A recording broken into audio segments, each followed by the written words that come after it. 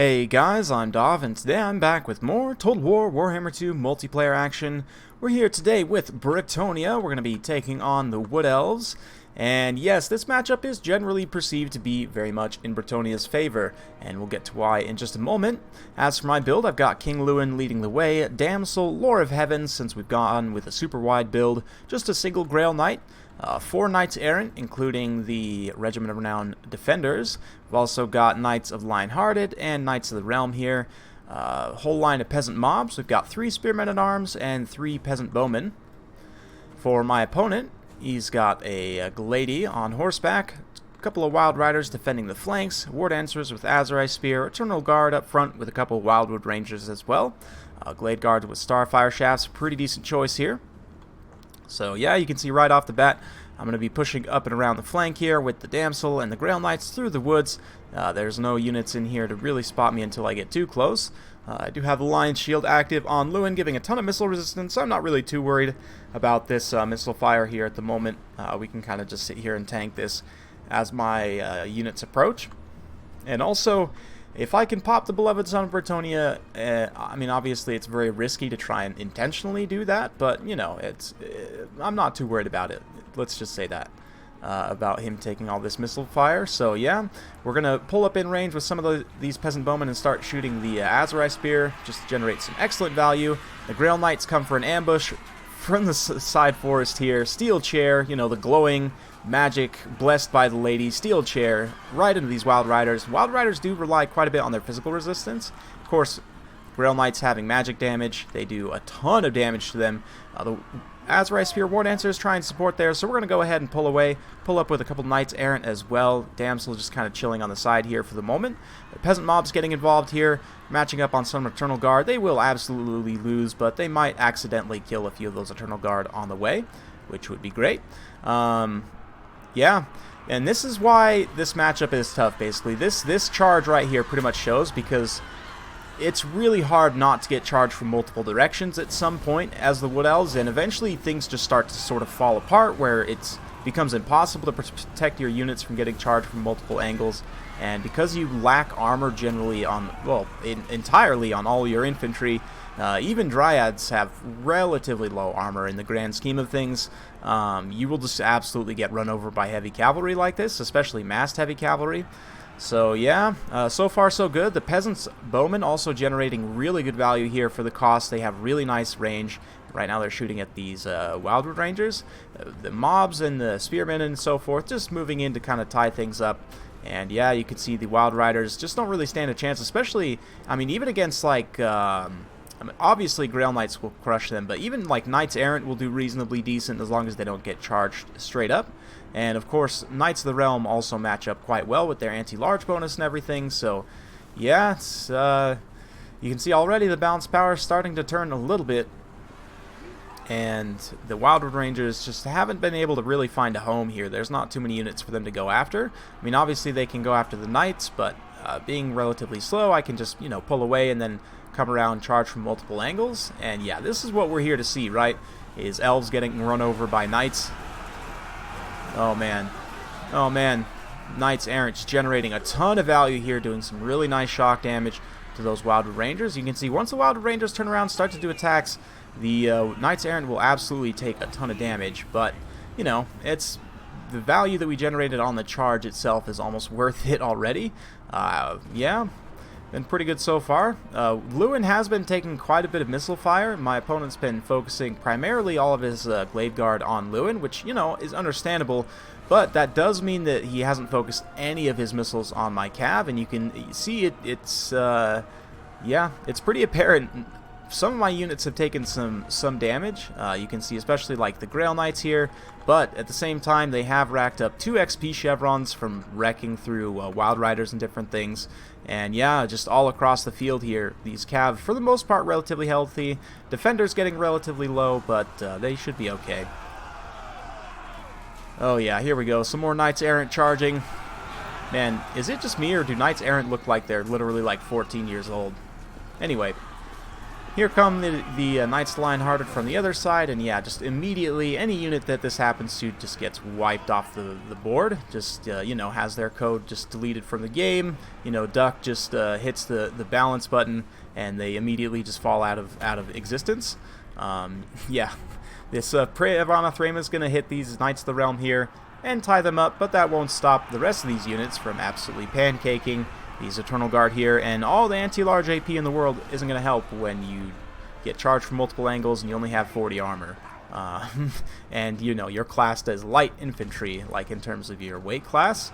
I don't know exactly how impact damage works, but I definitely, just from experience, believe that mass has something to do with it, and especially mass differential. And, like, elves and humans and, yeah, elves and humans, for the most part, are pretty light.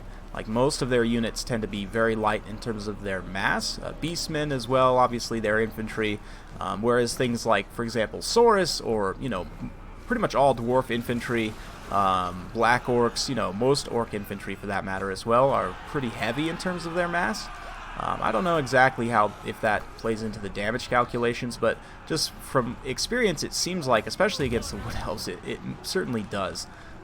Maybe it's just a lack of armor, I don't know. But anyway, hopefully this showed why this matchup is super one-sided, and honestly this is sort of a problem for all of the Elven factions to a degree. I would say out of all of them, probably the Dark Elves have the best chance, just because you have access to Lore of Fire, and you also have access to Lore of Death, and you can sort of do some different things, you know, with bolt throwers, and you have decent anti-large AP cav in the Cold One Knights. But anyway, fun battle, well played to my opponent there. You can see Lewin did end up getting routed off there, but did not matter at all. The Knights just absolutely ran over all of the Elves, which is what we wanted to see, right?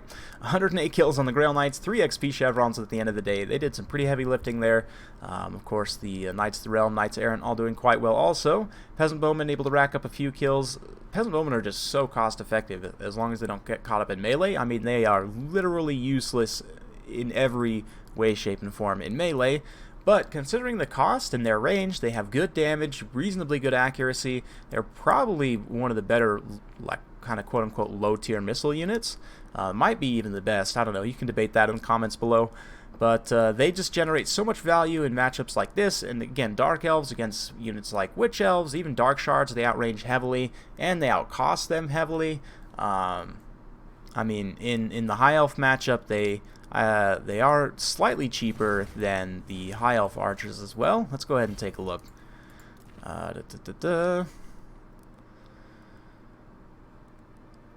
BRETONNIA here. So yeah, if we have a look, only 400 for the basic variant, whereas High Elf archers are, what, 475?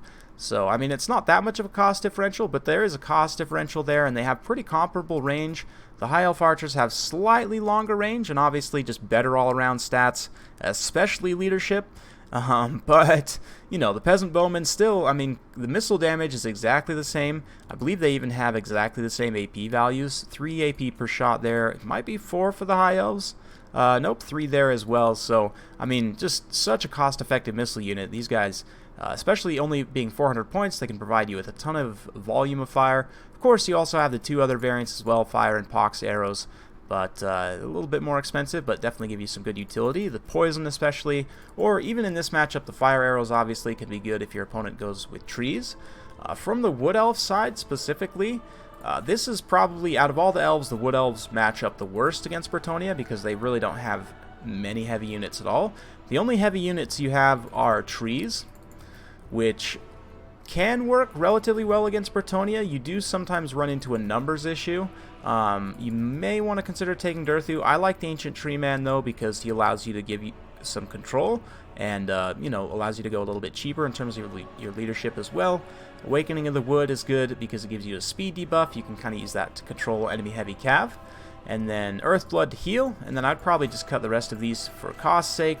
Makes them relatively cheap. I usually would cut Foe Seeker as well. I mean, he's a slow tree anyway. Blessing of the Ancients, be sure to always check the map if there are forests or not. Some maps don't have any forests at all, in which case you definitely want to cut Blessing of the Ancients because you won't get any value from it. But if the maps do have some forests and you can potentially, you know, get some value from this, I would definitely recommend taking it. As for the rest, you know, typically you're just going to want some anti-large AP, right? So maybe come in here, grab some Eternal Guard. I'd be tempted to get the shields, but we'll address that in just a minute here. Let's get some War Dancers with Azrai Spear. The Loix Tricksters, you know, if you kind of play around with some of the speed debuffs and also pop this Loix Shroud, they can actually catch up to enemy heavy cav. So we're pretty heavy on the trees so far. We're a little light on other things. Let's see. From here, maybe I would slot in one Hagbane tip and one Starfire Shaft, and maybe just more War Dancers with Azrai Spears, honestly. Or yeah, maybe a unit of Sisters of Thorn, although they are pretty expensive. Again, sort of layering these speed debuffs, like you have the Awakening in the Wood, and then you have the Curse of Anraher, and then your opponent can't pull away, or you can potentially catch them with some War Dancers. They are pretty expensive though, so maybe for this build we'll cut them. Just go a little bit wider on numbers here. I'm not really sure though. Wood Elves are pretty expensive, so it's kind of tough to go super wide on numbers, but maybe we grab one more tree kin just to give us more heavy mass to stop up enemy heavy cavalry charges. You want to try and use these to block. They do have charge defense, I believe. Yes, charge defense against large. So you want to use these guys to block enemy cav charges and protect your your wood elf infantry as much as you can here. But I mean, with the cost differential, you could make an argument to cut the Loix Tricksters to be able to afford 3 Azrai Spear here. Something like this I think might work okay. I don't know. It's been a while since I've tried sort of the tree blob build against BRETONNIA, but really that's the only thing I've been able to make reliably work against them. So let me know down in the comments below, you know, how you approach this matchup from the Wood Elf side. Wood Elves, definitely top tier, but this is the one matchup I would say for them that is really, really tough. Let me know your thoughts in the comments below. Hopefully you enjoyed. If you do like this sort of content, be sure to like, subscribe, hit that bell notification button. If you want to support my channel in a more personal way, become a member or a patron on Patreon. Details below. Thank you very much once again for watching, and we'll see you next time.